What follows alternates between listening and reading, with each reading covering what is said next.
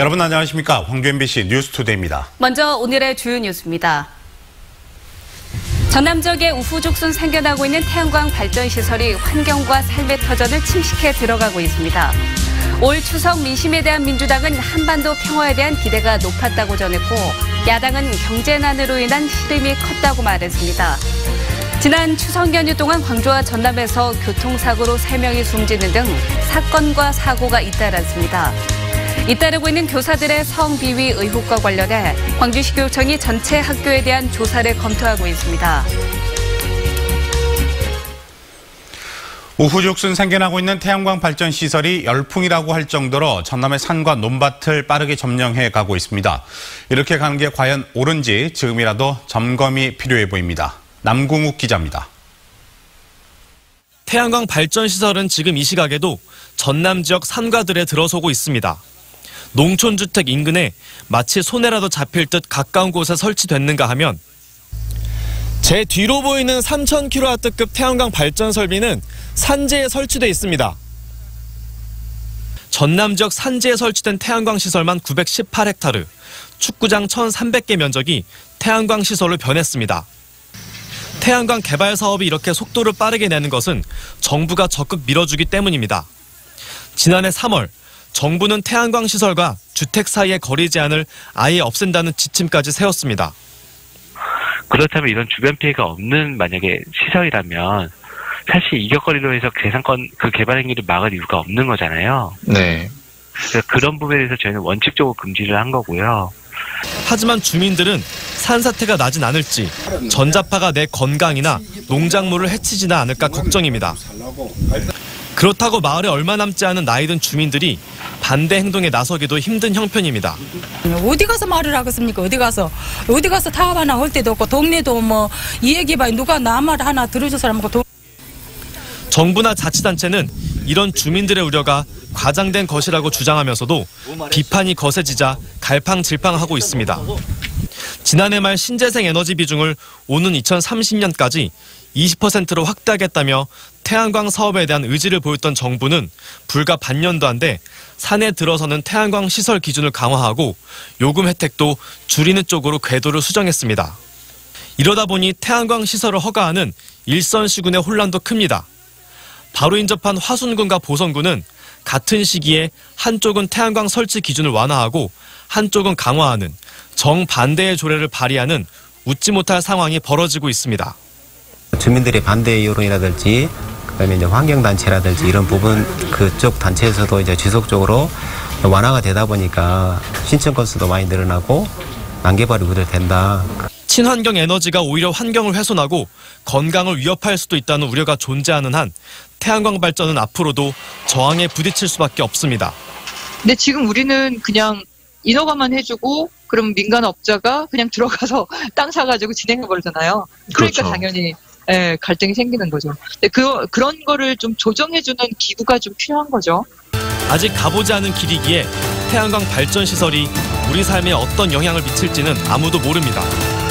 국민들 삶에 꼭 필요한 에너지를 깨끗하게 생산해내면서도 주민들과 상생할 수 있게 하는 성찰과 지혜가 필요한 시점입니다. MBC 뉴스 남궁욱입니다. 광주 전남의 이번 추석 민심에 대해 여야 정치인들은 온도차를 보였습니다.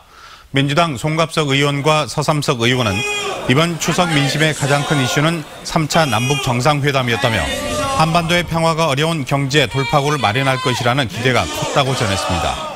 반면 국민의당과 바른미래당 의원들은 최저임금 인상과 집값 상승 등 경제를 걱정하는 목소리가 높다는 점을 부각시켰고 남북 정상회담에 대해서도 일부 의원들은 기대와 우려가 교차한다는 입장을 보였습니다.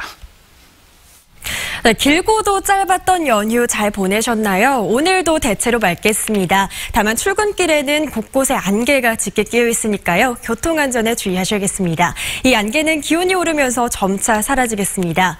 오늘도 일교차는 크게 벌어지겠습니다. 광주 일교차는 12도로 벌어지겠고 화수는 15도, 구례는 무려 16도로 크게 벌어지니까요. 큰 일교차에 건강 잃지 않도록 주의하셔야겠습니다. 긴 연휴 기간 동안 먼 길 다녀오시거나 평소와 다른 생활 패턴 패턴으로 신체 리듬이 깨지면서 오늘 하루 정말 피곤하다 싶으신 분들 많으실 텐데요. 오늘 피곤이 몰려오실 때마다 잠깐 스트레칭 해주시고요. 또 무엇보다 긍정적인 마음가짐 가져보시는 게 좋겠습니다. 현재 기온 광주가 14.1도로 어제보다 더 낮게 출발하고 있습니다. 낮 기온은 광주가 25도, 장성이 24도 보이면서 대체로 맑은 가운데 평년과 비슷한 기온을 보이겠습니다. 오늘 해남의 아침 기온도 9도로 뚝 떨어지면서 일교차는 무려 16도로 크게 벌어지겠고요. 그 밖의 지역도 내륙을 중심으로 10도 이상의 큰 일교차가 나겠습니다. 오늘 목포와 무안의 낮 기온은 25도, 영암은 26도를 보이겠습니다. 날씨였습니다. 지난 추석 연휴 동안 광주와 전남에서는 교통사고로 3명이 숨졌습니다. 또 취업 준비 때문에 가족들에게 죄책감을 느낀 20대가 다리에서 투신했습니다. 연휴 동안의 사건 사고 송정근 기자가 정리했습니다. 활활 타고 있는 승용차에 소방대원들이 연신 물을 뿌립니다. 어제 새벽 5시 40분쯤 영암군의 한 국도에서 28살 김모 씨가 몰던 승용차가 앞서가던 61살 유모 씨의 경차를 들이받았습니다. 이 사고로 유 씨가 크게 다쳐 생명이 위독한 상태이고 김 씨 등 2명도 치료를 받고 있습니다. 경찰은 목격자 등을 상대로 정확한 사고 경위를 조사하고 있습니다. 이 사고를 비롯해 광주와 전남 지역에서는 이번 추석 연휴 기간 164건의 교통사고가 발생해 3명이 숨지고 245명이 다쳤습니다. 연휴 첫날인 지난 22일에는 광주의 한 모텔에서 20대 남녀가 번개탄을 피워놓고 숨진 채 발견됐습니다. 경찰은 숨진 28살 정모 씨와 26살 문모 씨가 자살 사이트를 통해 만난 것으로 보고 있지만 유서가 없고 휴대전화 기록 등이 모두 삭제돼 목숨을 끊은 동기를 확인하는 데 애를 먹고 있습니다. 경찰은 연휴가 끝나는 대로 디지털 포렌식 기법을 통해 삭제된 데이터를 복구할 계획입니다. 광주 북부경찰서는 아버지를 폭행한 혐의로 30살 A씨를 입건해 조사하고 있습니다. A씨는 지난 22일 밤늦게 기가한 것을 꾸짖는 아버지와 심하게 다투다 몸싸움을 벌인 혐의입니다. 며칠 전 심장 시술을 받은 아버지는 몸싸움을 벌인 뒤 10분이 지나 갑자기 쓰러져 숨졌습니다. 경찰은 부검을 통해 정확한 사인을 밝힐 예정입니다. 지난 25일에는 광주시 광신대교 아래 하천에서 28살 김모 씨가 숨진 채 발견됐습니다. 김 씨는 추석 전날인 23일 밤 어머니가 편찮으신데 자격증 시험 준비만 해서 미안하다는 글을 남겨놓고 집을 떠난 상태였습니다. 경찰은 김 씨가 가족에 대한 죄책감 때문에 스스로 목숨을 끊은 것으로 보고 있습니다. MBC 뉴스 송정근입니다. 이번 추석 연휴를 전후로 전남에서 하루 평균 26.6건의 가족폭력 신고가 접수된 것으로 나타났습니다. 전남지방경찰청은 지난 10일부터 25일까지 보름 동안 전남 112에 접수된 가정폭력 신고는 모두 426건, 하루 평균 26.6건으로 지난해 추석보다 7%가량 감소했다고 밝혔습니다. 경찰은 앞서 명절 기간 가정폭력 신고가 급증할 것으로 보고 가정폭력 재발이 우려되는 도내 421개 가정을 선정해 모니터링을 실시했습니다. 화순경찰서는 종교시설 등을 돌면서 금품을 훔친 혐의로 39살 임모 씨를 붙잡아 조사하고 있습니다. 임 씨는 지난 9월 17일 화순에 있는 절에 들어가 불전함에 든 현금 140만 원을 훔치는 등 나주와 장성 등지의 종교시설과 빈집에서 총 15차례에 걸쳐서 1,300만 원치의 금품을 훔친 혐의를 받고 있습니다. 임 씨는 경찰 조사에서 종교시설들이 문을 제대로 잠그지 않는 점을 노렸다고 진술했습니다. 1조 5천억 원이 투자될 예정인 여수 경도해양관광단지 개발이 본격화되고 있습니다. 산업자원부 심의를 통과한 데 이어 추석 연휴 도지사가 직접 현장을 방문해 탄력이 붙을 전망입니다. 박민주 기자입니다. 여수 경도입니다. 전남도지사가 추석 연휴 기간 복합해양관광단지가 개발될 현장을 직접 방문했습니다. 김영록 도지사는 경도해양관광 개발은 전남 도민의 관심사라고 밝혔습니다. 여수 경도에는 오는 2024년까지 1조 5천억 원이 투입돼 6성급 호텔과 인공해변, 마리나를 갖춘 해양관광단지로 조성됩니다.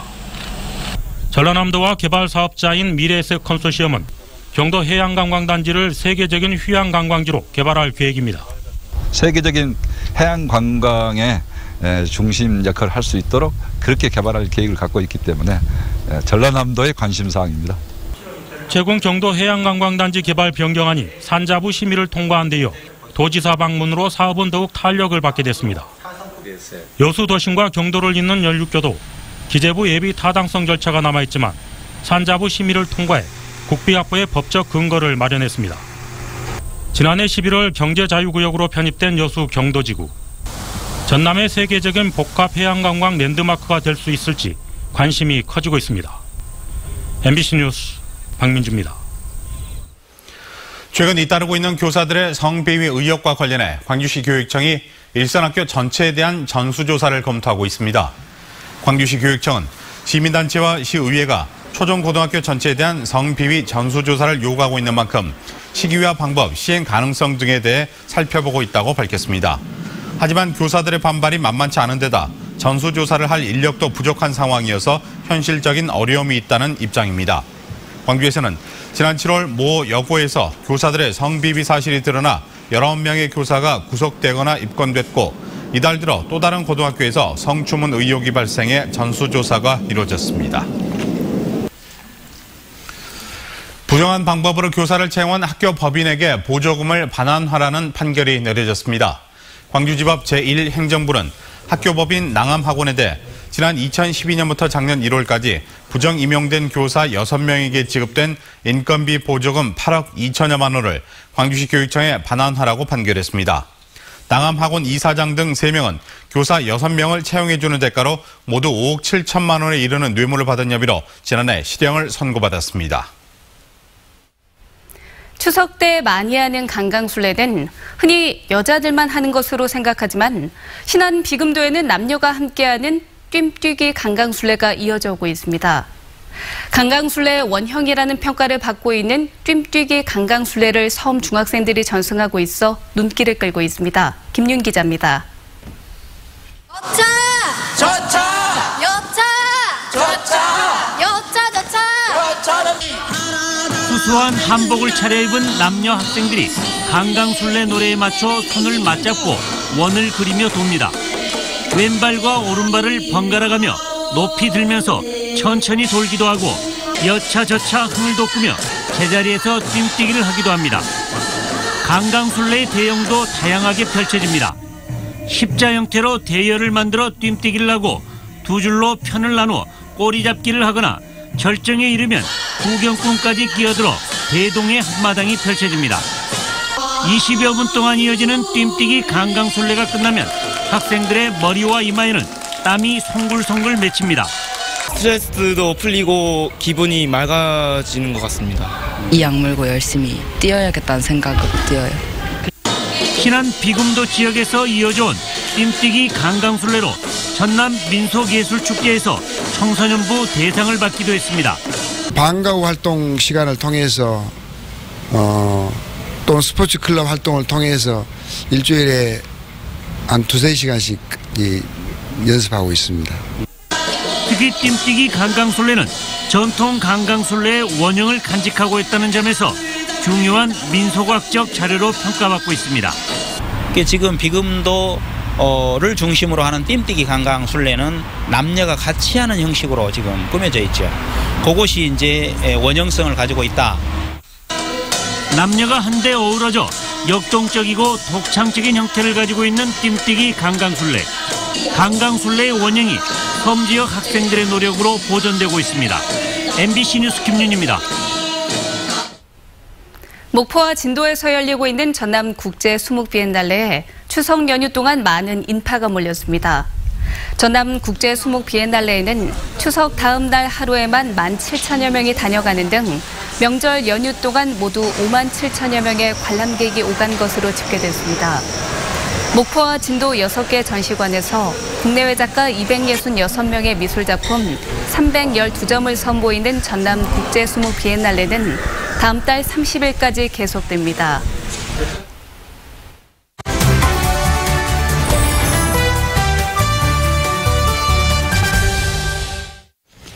플라스틱 빨대를 쓰지 말자, 일회용품을 줄이자 이런 말 요즘 많이 들어보셨을 겁니다.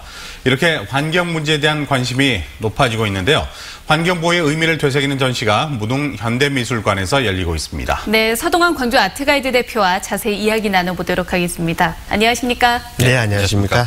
오늘 전시는 주제가 더 확실한 것 같은데요. 좀 더 자세하게 소개를 해주시죠. 네, 무등 현대미술관에서 2013년도부터 기획한 국제환경미술제로 시작하게 되었는데요. 올해는 6번째로 플라워 무브먼트전이 10월 31일까지 무등 현대미술관과 증심사 입구에서 열립니다. 2015년도부터는 무등산 국립공원 사무소와 함께 공동 주최로 전시를 확대해서 증심사 입구 잔디광장에서도 볼 수 있는 환경에 관한 전시입니다. 네. 12명의 작가는 시대의 진보 속에서 존중되어야 할 환경의 가치에 대해 각자의 작품으로 메시지를 전하고 있습니다. 그렇군요. 이 두 군데에서 전시가 진행이 되고 있는데 먼저 무등 현대미술관 어떤 작품들이 있나요? 네, 한미경 작가의 누굴 포획하는가라는 작품이 눈에 띄는데요. 네. 작가가 직접 만든 그물이고요. 동그란 노란색은 옐로우 카드, 빨간색은 레드 카드로 자연이 인간에게 주는 경고이자 적신호라고 합니다. 네. 예, 그물 속의 공간 안에는 눈에 보이는 생명체도 있지만 보이지 않는 공기 또한 그물 속에 포획되어 있다고 보고 인간의 자연과 함께 호흡하며 살아가야 한다는 메시지를 담고 있습니다. 여기에서 황새는 맑은 하늘을 유유히 날고 있지만 언제 포획될지 모르는 상황에서 새가 보따리를 싸고 이사가는 상황을 위트 있게 표현했는데요. 또 관람자가 포획들을 내려 새를 잡는 체험도 할 수 있습니다. 안쪽에는 윤윤덕 작가의 검은 메아리도 아주 인상적이었는데 천장에 쏟아지는 검은 폭포는 지금 사용하지 않는 비디오 테이프를 사용했고요. 바닥에 널려있는 파편들은 농사할 때 쓰는 경장용 비닐이라고 합니다. 네, 아유, 뭔가 막 의미가 많이 숨겨져 있네요. 네. 자, 그리고 무등산 잔디밭에서도 전시를 작품을 볼 수가 있다고 하는데요. 소개해 주시죠. 네, 김판삼 작가의 공존이라는 작품은 현대인들이 자기들의 편의 때문에 무분별하게 자연을 훼손하고 파괴하고 있지만 현 시대에 소외받는 못난이들은 자연과 함께 공존을 제시한다는 작품입니다. 부와 권력 등의 가치에서 벗어나 자연 그대로의 가치를 향유하며 자연과 공생하는 모습을 표현했는데요. 관람객이 손 모양을 마주치면 하트가 그려지는 포토존이기도 합니다. 네. 그 작품 주변에는 우리나라의 국립공원에서 사라지는 동물들을 나무로 조각된 것들도 볼 수 있는데요. 최희원 작가가 작년에 설치한 작품이고요. 올해는 표정이라는 작품으로 편백나무에 인간의 다양한 표정을 조각 시연 퍼포먼스로 관객과 소통했다고 합니다. 그렇군요. 결국 이 환경 문제에 대한 작가들의 생각을 작품으로 표현을 한 거잖아요. 그럼 이런 작품들을 만나는 거, 보는 게 어떤 의미가 있다고 보십니까? 네, 이번 전시에 초청된 12명의 작가들은 각기 다른 예술적 특성을 가지고 있지만 환경을 매개체로 한 특별한 전시를 준비했으며 환경에 대한 인간들의 경각심을 일깨워주는 전시로 환경 문제에 작가와 관객들의 책임을 개입시켜 인간과 자연이 동일한 존재임을 인식해 줄 수 있는 반성적 성찰의 계기가 되었으면 합니다. 네. 이것은 말로만 환경보호가 아닌 우리 모두가 실천해야 한다는 작가들의 시각적인 것을 보여주고 있는 것입니다. 네, 아주 중요한 말씀을 해주셨는데 아까 포토존 말씀도 해주셨지만 또 이 밖에도 그 체험 프로그램도 준비가 돼 있다고 합니다. 예, 소개해 주시죠. 네, 작품 관람뿐만 아니라 다양한 체험이 가능한 전시 연계 프로그램도 진행되는데요. 네. 2018 무등 울림 축제와 연계되는 에코 플라워벗은 10월 6일, 13일, 27일 토요일 오후 3시부터 5시까지 무등 현대미술관 교육관에서 진행되는데요. 광주 시민 50명을 대상으로 선착순 접수한다고 합니다. 네, 알겠습니다. 오늘 말씀 잘 들었습니다. 고맙습니다. 네, 감사합니다. 감사합니다.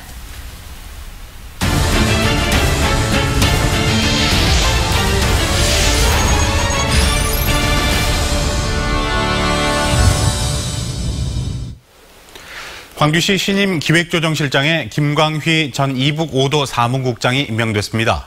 전북 김제 출신인 김광휘 신임실장은 지난 1996년 공직에 입문했으며 행정안전부 지방규제 개혁추진단장과 장관정책보좌관 등을 역임했습니다. 광주시는 김 신임실장이 공직 네트워크를 기반으로 전라도 정도 천년사업 등 호남권 상생발전에 가교 역할을 할 것으로 기대된다며 임명 배경을 설명했습니다. 광주시 교육청이 2019년 영재교육 대상 학생을 모집합니다. 광주시 교육청은 수학과 과학 등 교육 영역에서부터 피아노와 성악 등 예술 영역까지 모두 3천여 명의 영재교육 대상 학생을 선발한다고 밝혔습니다. 교육비는 일부 수익자 부담 과정을 제외하고 기관에서 지원하며 소외계층 학생들을 위해 대상자의 10%를 사회통합 전형을 통해 선발합니다. 영재교육을 받고자 하는 학생과 학부모는 10월 12일부터 26일까지 영재교육 종합 데이터베이스에 지원서를 접수하면 됩니다. 전라남도는 오늘부터 연말까지 공공비축미 12만 4천 톤의 벼를 매입합니다. 이는 전국 공공비축미 매입량의 25%로 지난해보다 4천 톤이 늘었습니다. 산물벼는 11월 16일까지, 포대벼는 10월 21일부터 연말까지 매입합니다. 농림축산식품부와 한국농어촌공사가 선정한 가을 농촌여행 코스 5선에 전남 구례와 고흥 등 2곳이 포함됐습니다. 구례 여행은 노고단을 시작으로 화엄사와 사성암 등 섬진강변을 따라 산책하는 코스, 고흥은 능가사에서 마복산 목재문화체험장, 생태농원 등을 도는 체험 위주의 여정으로 짜여졌습니다. 농촌 여행 코스 5선은 대국민 공모전을 통해 선정됐으며 강원도 정선의 억새지와 대전 대청호, 울산의 간절곶 여행도 함께 꼽혔습니다.